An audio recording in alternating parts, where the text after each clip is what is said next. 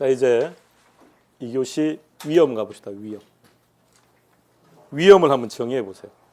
우리가 즐겨 쓰는 말이죠. 위험하다. 위험하다는 게 무슨 뜻일까요? 위험의 정의. 리스크다. 자, 또요. 위험이란 투자하지 말아라. 그러니까 위험의 정의. 자, 이렇게 한번 봅시다.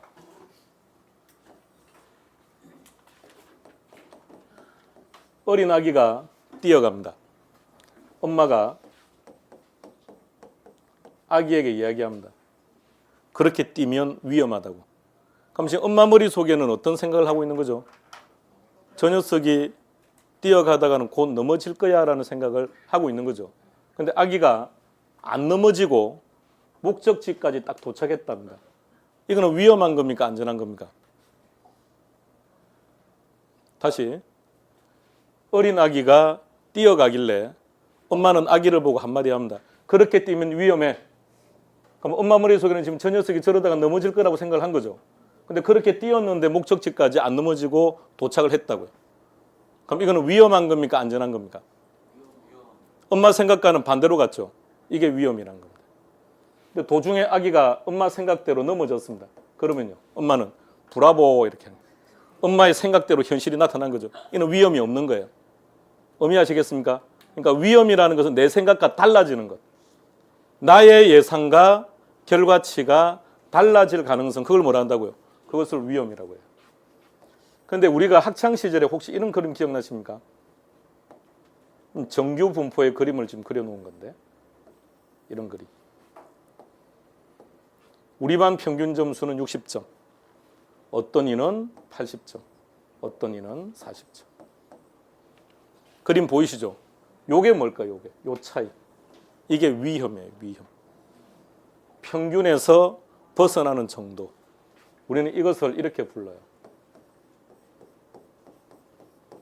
뭐라 부른다고요? 이렇게 표현합니다. 뭐라고 표현한다고요? 이게 위험을 측정하는 지표입니다. 기억해야 돼요. 위험을 측정하는 지표는 뭐가 있다? 분산과 표준 편차. 우리는 그냥 동의어처럼 쓸 거예요. 위험, 분산, 표준 편차. 시작. 다시 갑니다. 시작. 기억하세요. 측정 지표인데 그런 말 무시. 우리는 동의어처럼. 그러면 위험에 대한 측정을 했으니까 이번에는 수익을 해봅시다.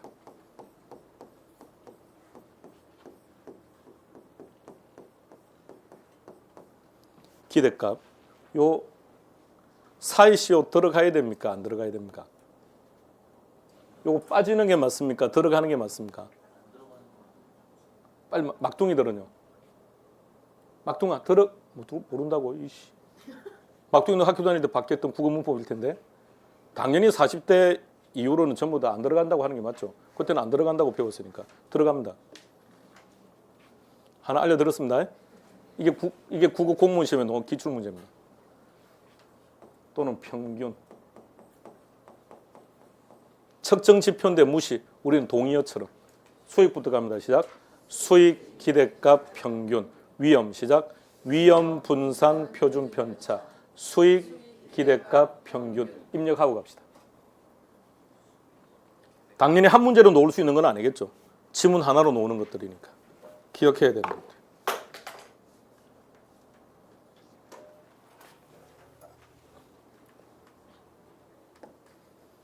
이것이 위험에서 해야 될 첫 번째 내용입니다. 뭘 해야 된다고요? 측정 지표. 자, 우리 그냥 동의어처럼 씁시다. 자, 위험부터 갑니다. 시작. 위험, 분산, 표준 편차. 수익 갈게요. 시작. 수익, 기대값, 평균. 자, 기억하시고요. 자, 이제 두 번째 해야 될 내용이 위험의 유형입니다. 늘 시험 문제라 보시면 돼요. 단골 메뉴입니다. 항상 시험 문제로 나옵니다. 5개 내지는 8개.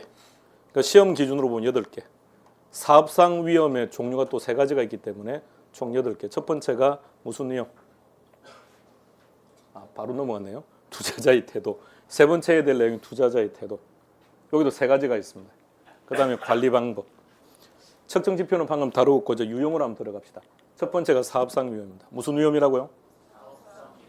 자, 단어에서 느껴요. 일일이 외울 수가 없으니까. 자, 쉽게 말하면 사업상 위험 말 그대로 사업을 제대로 못했다는 뜻이에요. 그런데 키는 사업 그 자체입니다. 그러니까 환경 때문에 발생한 게 아니라 그 사업 때문에 생긴 위험이라고. 그 사업 자체 또는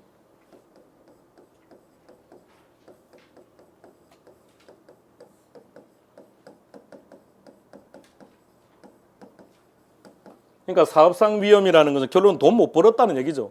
예, 그러니까 수익성에 관한 위험을 말합니다. 자, 우리는 저렇게 입력할 겁니다. 따로따로 기억하는 걸로. 왜? 시험 문제가 따로따로 나올 수도 있으니까. 자, 첫 번째 제목 읽고 답 읽고 시작. 사업상 위험이란 사업 자체 또는 그렇게 입력해요. 자, 두 번째가 금융적 위험입니다. 금융이 무슨 말입니까? 금융.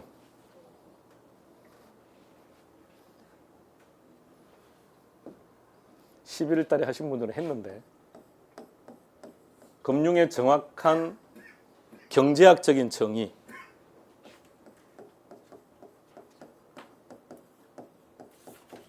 자금 조달.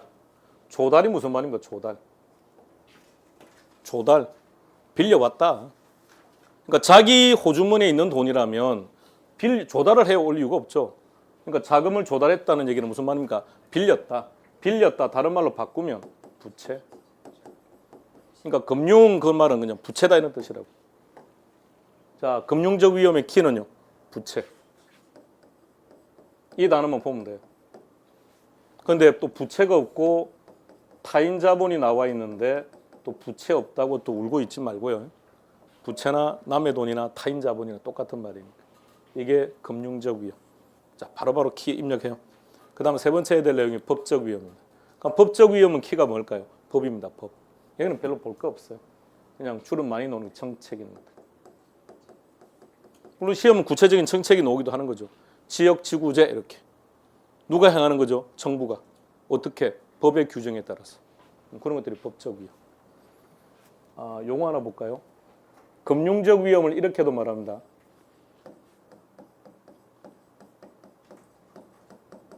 재정적 위험이라고도 말합니다. 동의어 좀 기억합시다. 재정적 위험. 다음 인플레 위험입니다. 인플레 위험에서는 키워드가 뭘까요? 인플레이션입니다. 얘가 답이라면 반드시 지문에는 인플레이션이라는 말이 있어야 돼요. 자, 인플레가 발생하면 화폐 가치는 어떻게 된다? 하락한다. 화폐 가치를 다른 말로 말하면 구매력입니다. 화폐 가치를 달리 말하면 구매력. 그러면 인플레 위험의 동의어 구매력 위험이라고도 말합니다. 동의어 기억하세요.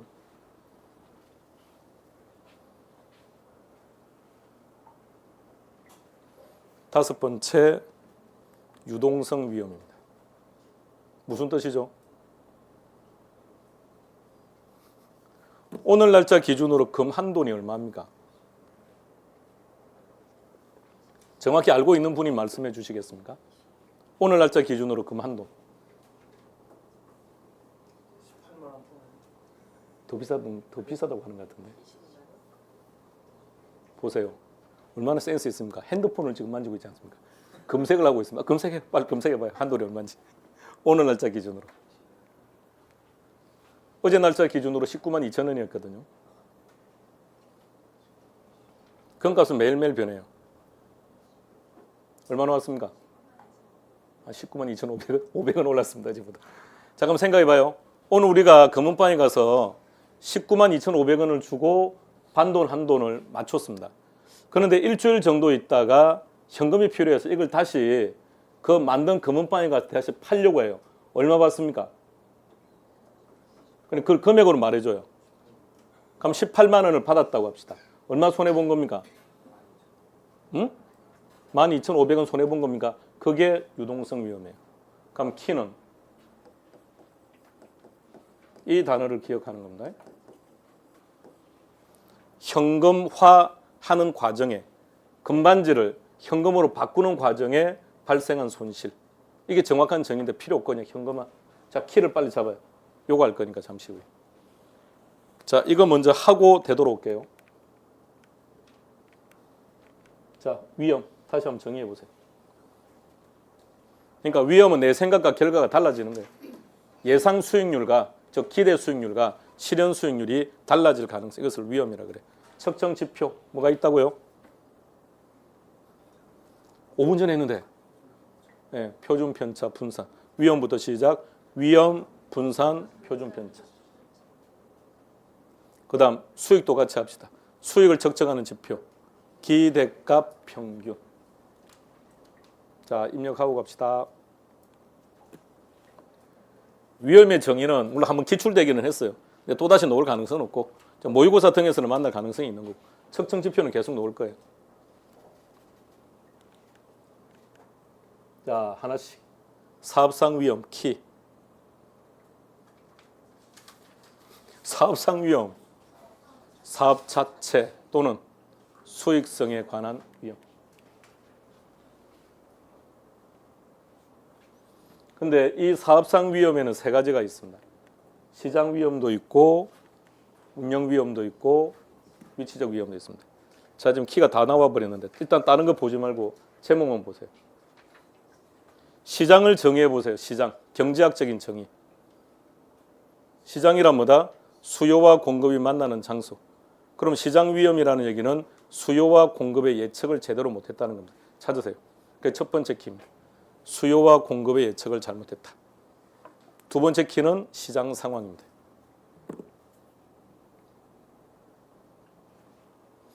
헬리오시티 얘기를 여러분들은 기사를 통해서 자꾸 접했을 텐데 그걸 떠올리세요. 대략 어쨌든 10,000가구 정도가 지금 공급이 된 겁니다.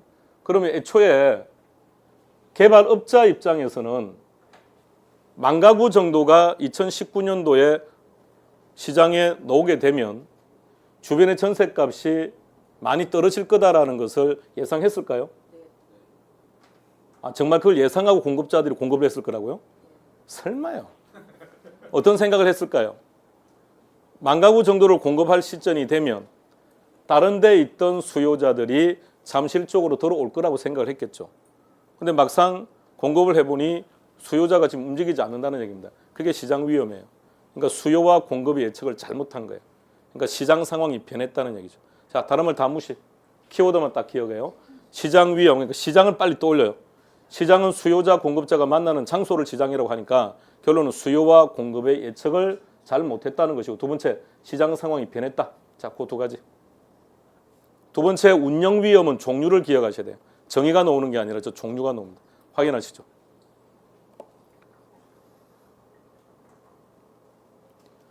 내년에 여러분들이 사무실을 오픈하게 되면 아무래도 처음이니까 관리가 미숙해질 거 아닙니까? 그게 운영을 잘 못하는 거죠. 자, 근로자가 파업했다는 얘기는 여러분 사무실에서 일을 도와주던 중개 보조원이 어느 날 말도 없이 사무실을 안 나왔다는 얘기입니다. 왜 그랬을까요? 성질이 안 좋으니까 안 왔죠. 여러분 성질이 안 좋으니까. 아니, 평소에도 중개 보조원이 궁금한 게 있어서 계속 물었을 거 아닙니까? 근데 여러분들 어떻게 대처했을 겁니까? 지금처럼 쌩 까고 있었을 거 아닙니까? 얼마나 열받았을까요? 어느 날 지금 눈 뜨니까 에이씨 가지 말자, 안 온 거라니까. 운영을 제대로 못하고 있는 거라고. 세 번째는 뭐라고 했습니까? 그건 무슨 뜻일까요? 생각보다 영업비가 많이 발생하더라. 나는 100만이면 충분할 거라고 생각했는데 막상 하다 보니 150만 원이 나오더라 하는 것들. 자, 운영 위험은 종류를 좀 기억합니다. 다음, 위치적 위험은 우리가 총론할 때 다루었던 거 기억나십니까? 복합 개념이란 지금 질문한 겁니다. 복합 개념이란 기술, 경제, 법률, 기술적 개념에 속하는 것들은 기억하자 그랬습니다. 첫 번째, 공간. 순서적 개념은 아니지만 가급적 순서대로. 공간, 위치, 환경, 자연. 그때 위치할 때 절대적 위치와 상대적 위치 했죠. 절대적 위치가 답이라면 부동성이고, 아니 몽땅 다 상대적 위치. 그래서 위치적 위험은 상대적 위치. 다시 한 번 더 기억합니다.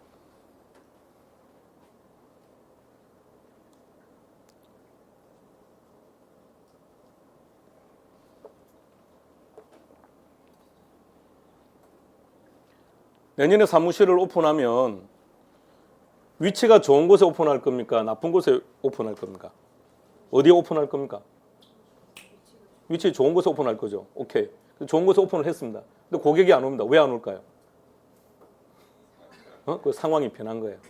저 다시 말하면 상대적 위치가 변한 거지 절대적 위치가 문제가 되는 건 아니라고. 자, 키만 기억합니다. 자, 첫 번째가 사업상 위험이었고 두 번째가 금융적 위험입니다. 동의어도 확인하고요. 키워드가 뭐라고요? 키, 부채, 끝. 더 이상 보지 말아요. 일단 한번 쭉 보세요. 이게 기출 지문은 이렇게 나와요. 여러분 다른 거 볼 거고 부채만 보면 돼요. 그 다음 법적 위험은 이런 것들입니다. 확연하게 나와요. 다음 인플레 위험, 이게 키입니다. 인플레이션입니다. 근데 인플레가 발생하면 화폐 가치가 어떻게 된다고요? 화폐 가치가 떨어지죠. 그걸 다른 말로 구매력 위험. 다음 유동성 위험 확인하시고요.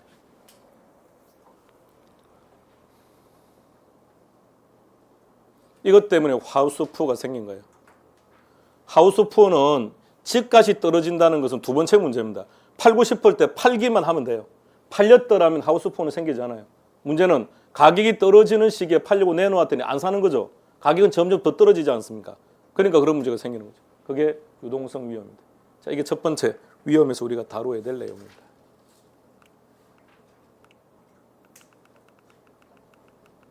자, 그 다음 세 번째는 위험에 대한 투자자의 태도입니다.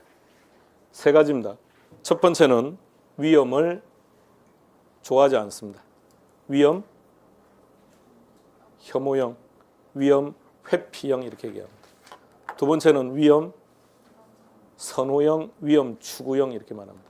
세 번째는 위험, 중립형입니다. 막둥이 나중에 복습한다고 하지 말고 지금 집중. 자, 따져봐요. 자, 세 사람 중에 세 가지 유형 중에 위험은 보지 않고 수익만 보고 투자 결정하는 자가 있습니다. 그러니까 위험은 아예 무시. 수익만 보고 투자하는 자. 어떤 투자자? 여러분들은 끝없이 틀릴 것이기 때문에 여러분 생각과 정반대를 찍는 게 정답일 가능성이 월등히 높습니다. 힌트 한번 드렸습니다. 여러분 생각대로 가지 말아요. 다시 한번 힌트 드리겠습니다. 여러분 생각대로 가지 말아요. 문제, 위험 안 봅니다. 위험은 오로지 수익만 보고 갑니다. 어떤 투자자? 위험, 중립형이에요. 이 자는 위험은 애초부터 아예 무시합니다. 안 봅니다. 오로지 수익만 보고 갑니다. 고도리판에서 못 먹어도 고 부르는 사람들이 여기에 해당됩니다. 본인입니까? 자, 그 다음 보세요. 위험이 커지면 더 높은 수익을 달라고 요구합니다. 수독! 생각을 반대로 가요. 위험이 커지면 더 높은 수익을 달라고 요구합니다. 어떤 투자자?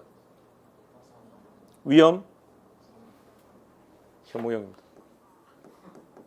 위험이 커지면 더 높은 수익을 달라고 요구합니다. 선호형은요, 높은 수익을 얻을 수 있다면 위험을 감수하겠다 이런 뜻입니다. 자, 이렇게 했더니 이 두 개가 헷갈린다는 표현을 쓰는데 헷갈릴 거 전혀 없습니다. 정확히 보세요. 그 둘이 혼란이 되나요? 자, 위험이 커질수록 높은 수익을 달라고 요구한다. 두 번째, 높은 수익을 얻을 수 있다면 위험은 기꺼이 부담하겠다. 전혀 달라요. 왜? 주체가 다르기 때문에. 지금 주어를 다르게 설정하고 있는 거예요. 하나는 위험의 기준을 두고 있고 하나는 수익의 기준을 두는 겁니다. 이해가 된 겁니까? 됐다고 하세요, 빨리.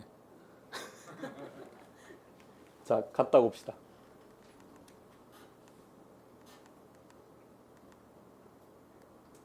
이 문제 잠시 후 볼게요. 자, 봅시다. 제목이 뭐라고요? 위험에 대한 투자자의 태도. 자, 세 가지. 위험, 혐오형, 위험, 선호형, 위험, 중립형. 위험, 혐오는 뭐라고요? 위험이 커지면 더 큰 수익을 달라고 요구하는 거예요. 그런 경우도 있고 또 하나, 위험이 똑같으면 수익이 큰 자산에, 수익이 똑같으면 위험이 적은 자산에, 거기에 투자하는 자가 위험, 혐오형입니다.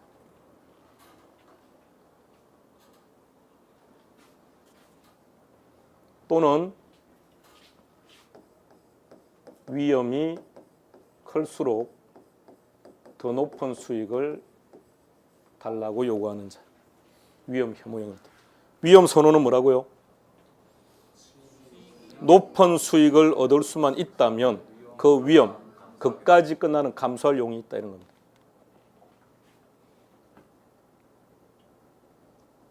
다음 위험 중립형은요. 위험 안 봅니다. 오로지 수익만 보고 갑니다. 여러분들은 로또 구입하십니까? 로또를 구입한다면 어디에 해당됩니까? 중립형입니다. 합리적이지 못한 투자자죠. 그죠? 떨어지는 것에 대한 생각을 안 하죠. 매번 로또를 사면 들어가는 비용에 대한 생각을 지금 하고 있는 게 아니라 오로지 걸렸을 때 10억과 100억 생각하는 거죠. 그리고 일주일은 꿈꾸죠. 100억을 걸리면 내 다음부터 학원 가나 봐라 이렇게. 자, 기억하세요. 자, 먼저 우리 앞서 위험에 유형했으니까 그 문제 하나 풀고 옵시다. 시작하시죠.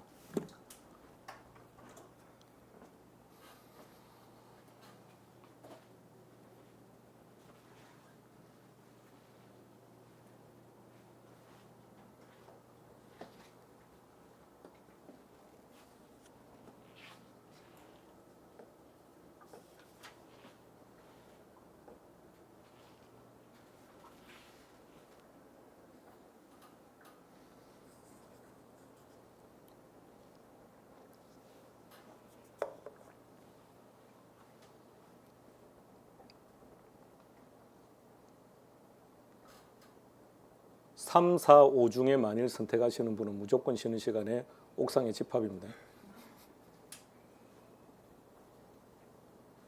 자, 3번의 운영 위험은 항상 놓으면 종류입니다. 종류.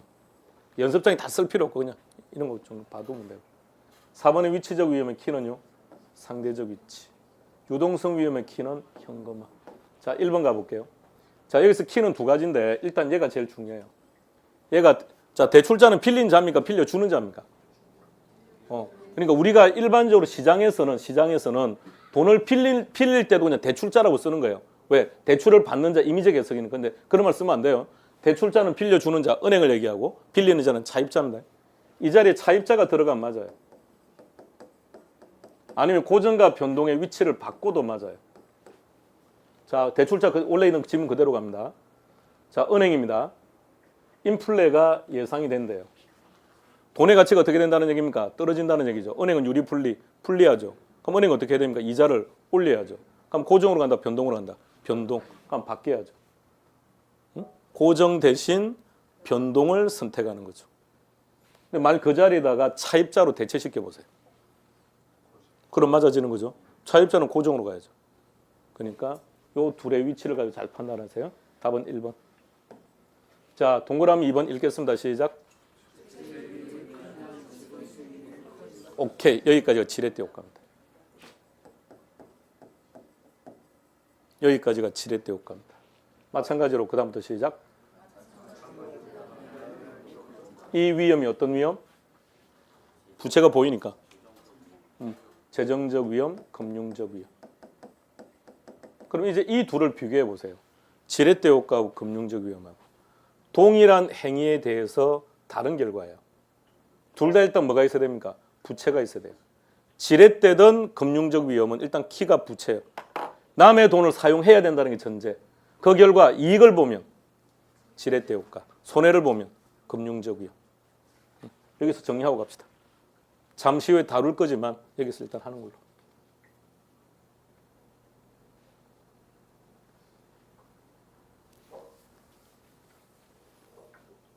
그럼 답은 몇 번? 1번. 자, 투자적 유형까지 갔습니다.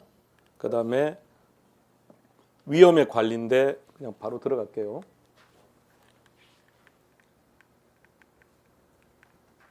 이건 간단히 정의만 하면 돼요. 근데 좀 이따 문제 풀면 문제는 또 쉽지 않아요. 일단 잘 정리해 놓고 문제 풀어보세요.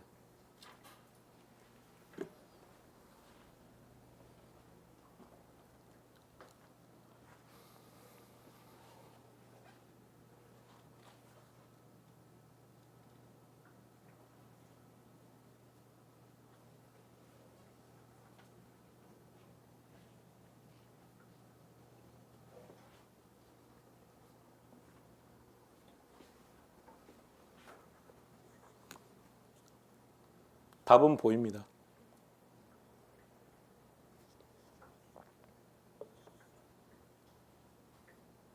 답은 몇 번?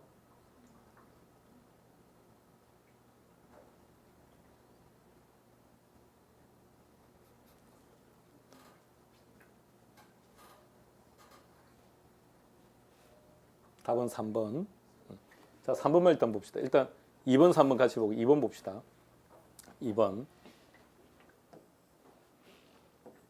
둘을 비교합니다라고 했으니 어느 쪽이 커야 되는 겁니까? 기대 수익률. 그래서 기대 수익률이 요구 수익률보다 크니까 투자한다가 되는 거죠. 자, 그다음 3번을 봐요. 근데 항상 기준은 어디에 두자고요? 기대 수익률. 그러니까 요구 수익률이 크다고 했으니까 결론 우리는 기대 수익률의 기준을 두자고요. 그럼 기대 수익률이 어떻다고요? 작다고요. 그럼 둘은 일치시켜 줘야 되니까 어느 쪽이 움직인다? 기대 수익률. 그럼 시간이 갈수록 점차 기대 수익률은 상승. 이 부분이 좀 틀린 거죠. 1번은 O입니까? X입니까? 사실대로 말하세요. 모른다고 해요, 빨리. 모르지 않았습니까? 알았습니까? 나머지 다 옳은 질문이겠죠. 3번이 X니까. 근데 1번 읽었는데 뭔지 몰라서 패스했을 거고. 2번, 3번은 해결됐고. 자, 4번부터 갑시다. 자, 위험과 수익은 비례관계다. 이때 위험. 자, 지금 하나 메모해 놓으세요. 나중에 시험지 받으면 거기다 적어놔요. 자, 이때 위험은 잠시 후에 하겠습니다만 체계적 위험이에요. 장난치면 이렇게 나와요. 위험과 수익은 비례관계인데 이때 위험은 비체계적 위험을 말한다. 그러면 틀린 겁니다. 위험과 수익은 비례한데 이때 위험은 어떤 위험? 체계적 위험. 이건 잠시 후에 할게요. 체계적 위험이 어떤 건지. 그 다음 5번은 간단하네요. 위험 추구형. 다른 말로 위험 선호형은 높은 수익을 얻을 수 있다면 그까짓 것 위험이야 감수할 용의가 있다 이런 것들이죠. 자, 이제 1번 봅시다. 1번. 1번 지문 다시 먼저 확인하고요.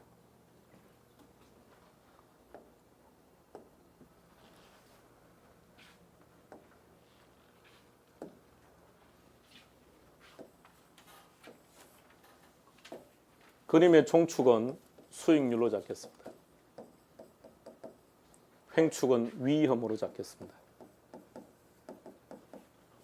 포트폴리오 하면 나올 겁니다. 근데 이때 이름을 효율적 투자선이라고 합니다. 일단은 무시하고요. 그림에서 총축과 행축이 뭔지만 잘 보세요.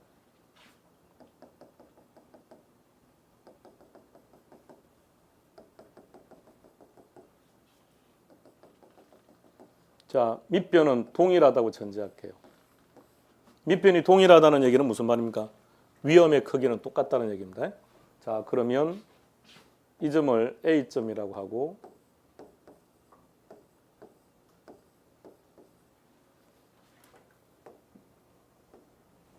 ABCD 중에 위험 선호형, ABCD 중에서 위험 선호형을 선택하세요. 어디? D. D에 투자하는 자, 위험 선호형. 위험 회피형은요? A. A에 투자하는 자는 위험 회피. 위험 선호형, 위험 회피형. 누가 더 큰 수익을 달라고 요구합니까? 위험 회피형이 원하는 수익, 위험 선호가 원하는 수익. 누가 더 큰 수익을 원합니까? 네, 위험 선호형. 그러니까 문제. 위험 회피형보다 위험 선호형 투자자가 더 큰 수익을 요구한다 이렇게 되는 겁니다. 자, 두 번째. 그림 잘 봐라 있습니다. 그림을 잘 보셔야 돼요. A에 투자한 자의 성향은 이런 겁니다.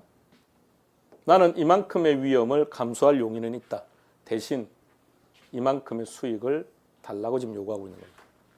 자, 반면에 B에 투자를 한 투자자라면 나는 이만큼의 위험을 감수할 용의는 있는데 대신에 성공하면 이만큼의 수익을 달라고 하는 거예요. 지금 우리는 이 위험과 이 위험은 지금 동일하다고 전제하고 있는 겁니다.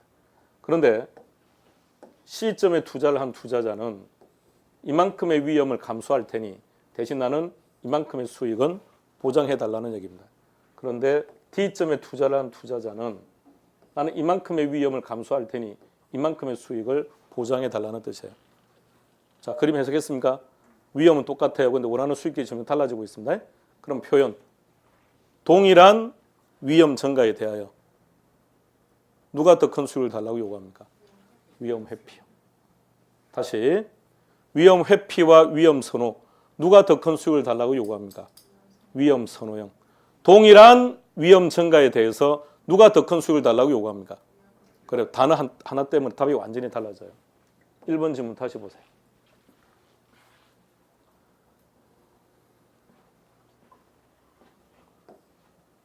동일한 위험 증가라는 말이 빠져버리면 1번 질문은 틀린 거예요. 그럼 그거 빼버리고 나머지 가지고 올바른 표현을 해보세요. 시작. 위험 추구형 투자자는 위험 회피형 투자자보다 더 높은 수익률을 요구한다. 이렇게 돼야 되고, 자, 이제 넣으세요. 추가시키세요. 동일한 위험 증가에 대해서 누가? 위험 회피형 투자자가 더 높은 수익을 달라고 요구하는 겁니다.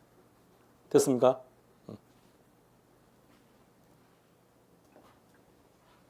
찍어요. 찍어요, 빨리.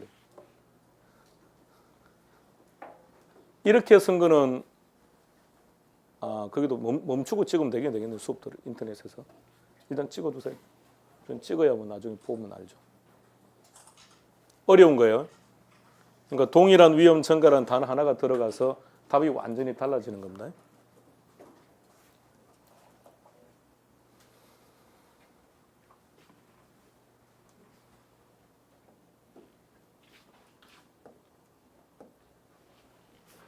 자, 이제 마지막 위험 관리로 한번 들어갑시다. 자, 칠판 볼까요? 위험을 관리하는 방법에는 4가지가 있습니다. 첫 번째는 투자자 자신이 부담할 위험을 타인에게 떠넘겨 버리는 겁니다. 지난주에 그런 거 한 것 같은데요. 본인이 부담할 위험을 타인에게 떠넘긴다고요. 지난주에도 그런 거 했어요. 뭐 했죠? 정부가 재산세를 인상하면 임대인이 임대료를 올린다. 그게 뭐든가요? 조세 증가였죠. 그런 것들 이렇게 말합니다. 첫 번째 뭐라고요? 위험 증가. 투자자 자신이 부담할 위험을 타인에게 떠넘겨버린다. 두 번째, 투자자 자신이 부담한다. 그것을 이렇게 말합니다. 위험 보유. 세 번째, 투자 안 합니다. 그걸 이렇게 말합니다. 뭐라고 한다고요? 위험 회피. 가장 합리적인 방법. 이 시간에 지금 우리가 이렇게 모여서 하는 행위, 이런 것들을 위험 통제라고 말해요. 자, 4가지 방법 시작. 위험 증가, 위험 보유, 위험 회피, 위험 통제. 각각의 정의도 시험에 나오는데 각각의 정의는 안 틀려요. 그러니까 시험 문제는 뭐냐, 종류만 기억하시면 돼요. 각각 어떤 것들이 저기에 해당되는 건지만 아시면 됩니다. 자, 우리 시험은 언제죠? 10월 26일. 자, 여러분들은 능력이 뛰어나니까 10월 26일을 바라보세요. 늦은 7시. 어디에 있습니까, 여러분들은? 술집에. 막 주변에 다른 사람도 보이죠? 그래서 울고 있는 사람이 있는지 봐요. 여러 명이 있습니까? 아이, 골치 아픈데. 자, 거기서 울던 사람이 한마디 합니다. 에이씨, 배운 데서 하나도 안 나왔다. 그게 위험 증가입니다. 제발 그런 것 좀 하지 말아라요. 자, 그게 위험의 증가. 근데 그 중에 누군가 밝은 표정으로 한마디 합니다. 나는 괜찮아. 내년에 또 보면 되지. 나는 캔디야. 위험 보유입니다.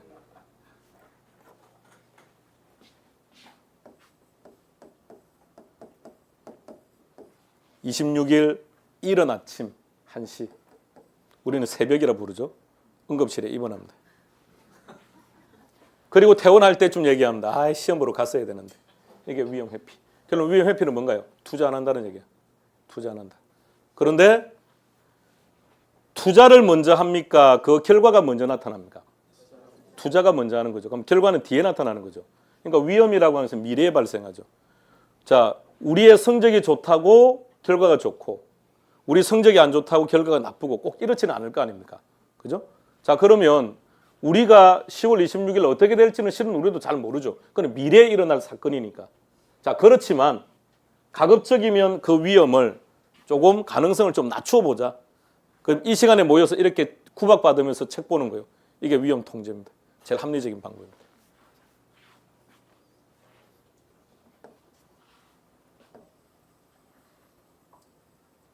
자, 이제 종류를 기억하셔야 돼요. 위험 증가.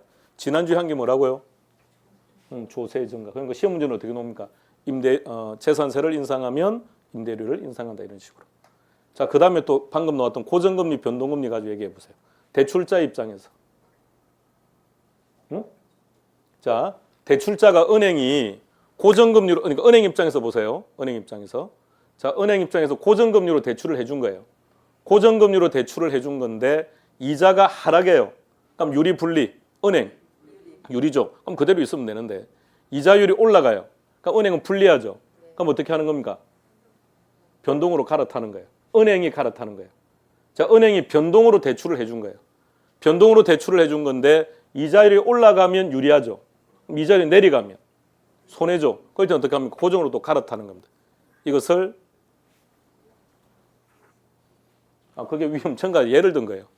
자, 그것을 이자율 스왑이라 그럽니다. 이상한 단어 떠올리지 말아요. 스와핑 떠올리지 말아요. 원래 그런 뜻이 아닙니다. 그 스와핑의 흔히 그 뜻은 저 사전에 저 밑에 있는 거고 원래는 스와핑은 바꾼다는 거예요. 바꾼다.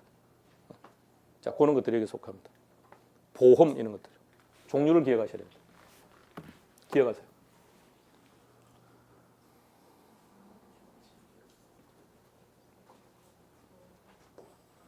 그러니까 이자율 스왑은 은행이 하는 거예요. 고정에서 변동으로 갈아타고 변동에서 고정 이렇게. 그다음에 보험, 해칭 그랬는데 이렇게 한번 생각해 봅시다. 환율은 고정적입니까? 시도 때도 없이 변합니까? 시도 때도 없이 변합니까? 그럼 우리가 수출을 하든 수입을 하든 자, 우리나라의 기업에서 물건을 수입을 해와요. 근데 지금 결제한 100달러인데 환율은 언제든지 움직일 수 있는 거 아닙니까? 그럼 결제를 한 달 후에 하기로 했다면 한 달 후에 120이 될 수도 있고 90이 될 수도 있는 거죠. 90이 되면 우리 기업은 유리한 거지만 120이 되면 우리가 손해죠. 그럼 어떻게 하면 될까? 위험 피하는 방법은 미리 줘버리는 거죠. 그런 걸 해칭이라 그래요. 뭐 선물한 거래에서 일어나는 겁니다. 자, 기억하셔야 됩니다. 기억해야 됩니다. 종류를. 두 번째, 위험 보유는 뭐 신경 쓸 거 없으면 간단해요. 저 정도만. 충당금, 준비금에서 느껴지는 느낌. 그냥 저축이라고 생각하면 되죠. 투자자가 저축을 하고 있다가 문제가 생겼다. 요거 가지고 해결한다. 위험 회피는 뭐라고요? 투자하지 않는 것. 그러니까 외울 필요가 없어요. 그냥 지문을 읽으면 기각한다는 말이 있어요. 투자 안 한다는 겁니다. 자, 이제 제일 합리적인 위험 통제로 갈 겁니다. 자, 짧게나마 머리 집중하세요. 머리 맑게 하세요. 맑아졌습니까? 이거는 종류가 여러 개가 있어요. 첫 번째 보수적 예측이라고 합니다. 뭐라고요? 수익은 낮게, 비용은 높게 이렇게 하는 걸 보수적 예측이라고 합니다. 그런데 우리가 다루는 오늘 내용 중에서 수익을 나타내는 게 뭐였었죠? 기대 수익률. 그럼 기대 수익률은 어떻게? 낮게, 하향 조정. 요구 수익률은 비용이었죠. 얘는 높게, 상향 조정. 다음 두 번째 제목 뭐라고요? 위험 조정 할인율. 이거 아까 어디서 본 것 같은데요? 응? 요구 수익률. 그러니까 요구 수익률이 대표적인 위험 조정 할인율을 사용하는 방법입니다. 플러스 마이너스 하는 거예요. 그 다음 민감도 분석입니다. 얘는 투입 요소 결과치입니다.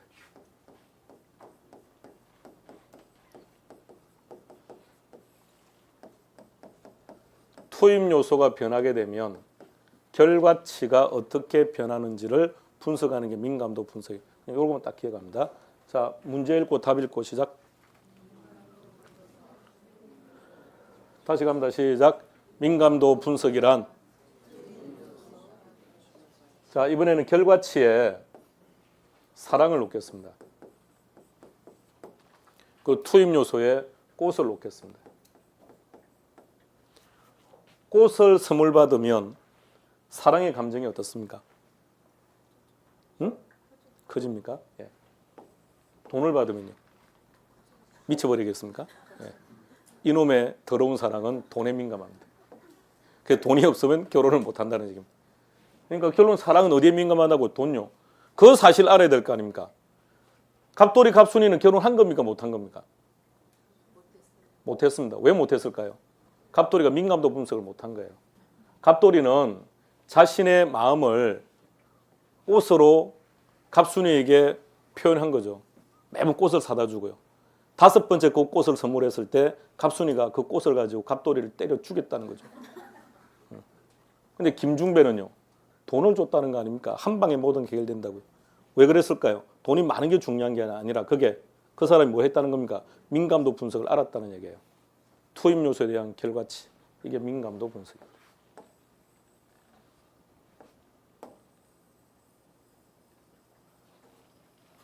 자, 그 다음 계속 갑니다.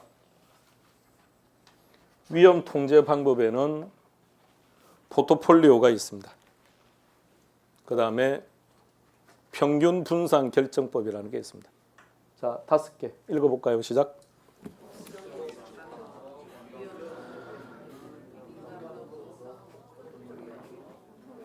지금 암기하셔야 돼요.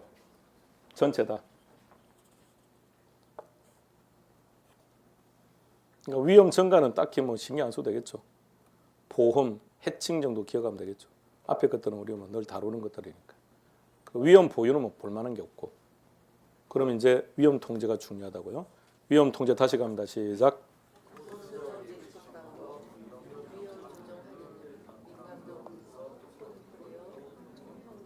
자, 보수적 예측이란 기대 수익률은 어떻게 한다고요? 기대 수익률은 낮춘다. 하향 조정. 요구 수익률은 높게 상향 조정. 그게 보수적 예측입니다. 위험 조정. 조정이 뭐라고요? 플러스 마이너스니까. 위험이 크면 클수록 할인율을 어떻게 하겠다고요? 높여버리겠다고요. 그게 위험 조정 할인율입니다. 읽어볼까요? 시작.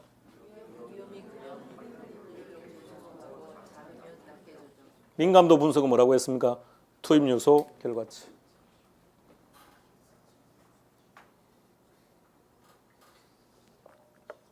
그리고 포트폴리오 평균 분산 결정법이 있습니다.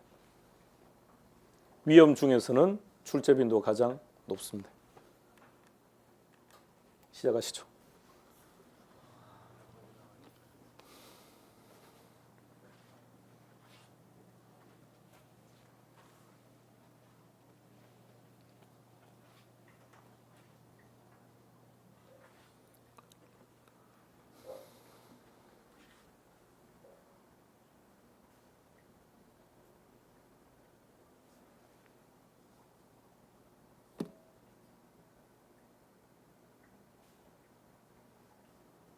이제 나와야 될 것 같은데요, 답이. 답은 4번. 4번 어디에 틀린 거죠?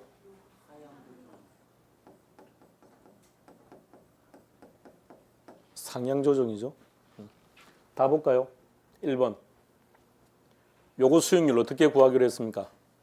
무위험률 플러스 마이너스 위험 할정률.